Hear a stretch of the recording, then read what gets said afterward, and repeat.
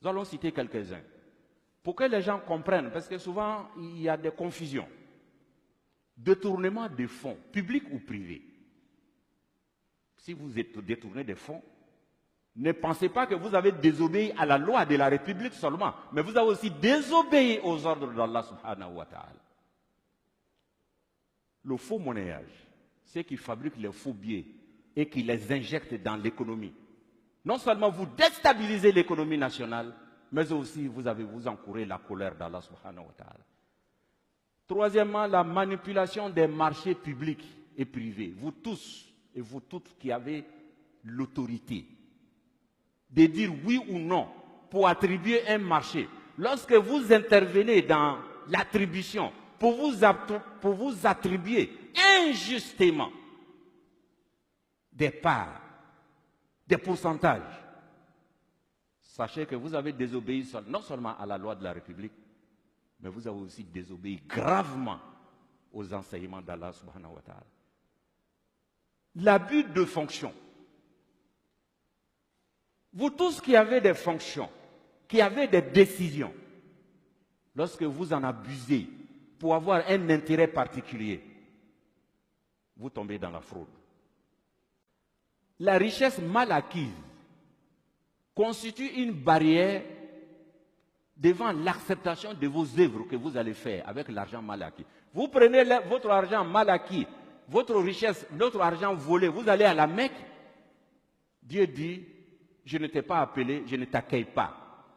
Parce que l'argent que tu as pris pour venir n'est pas pour toi. Vous prenez l'argent sale, l'argent mal acquis, pour faire des sacrifices, en tentant ainsi un blanchiment spirituel de l'argent mal acquis. Oui, parce qu'il pense que quand il va voler 1 milliard, il va prendre 1 milliard et dire, bon, je vais construire des mosquées, je vais faire partie des gens à la Mecque, ils vont aller prier pour moi et puis c'est fini. La religion musulmane n'est pas ça. Il n'y a pas de blanchiment d'argent spirituel. C'est-à-dire le fait de faire le sacrifice avec l'argent volé ne le rend pas licite pour toi. Dieu n'accepte pas. Pourquoi? Parce que Dieu dit, Allah tayyib, Dieu est pur. Il n'accepte que les choses qui sont pures. Chers frères et sœurs, il y a aussi sur le plan spirituel, il y a d'autres éléments. À cause du temps, nous allons, peut-être en d'autres occasions, nous allons revenir sur ces choses si l'occasion nous était donnée.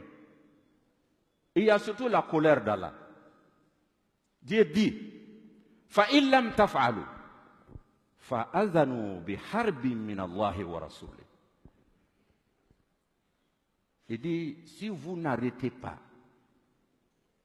la course à l'enrichissement illicite sous toutes ses formes, il dit alors recevez une déclaration de guerre de la part d'Allah et de son messager, sallallahu alayhi wa sallam. Alors imaginez-vous quand Dieu vous déclare la guerre, وَلَا يَعْلَمُ جُنُودَ رَبِّكَ إِلَّا هُوَ. Alors que personne ne connaît les soldats d'Allah, c'est lui seul. Ça peut être une maladie, ça peut être des inondations, ça peut être des incendies, ça peut être le fait même que les cœurs de vos citoyens ne sont plus ensemble. Donc c'est une menace grave.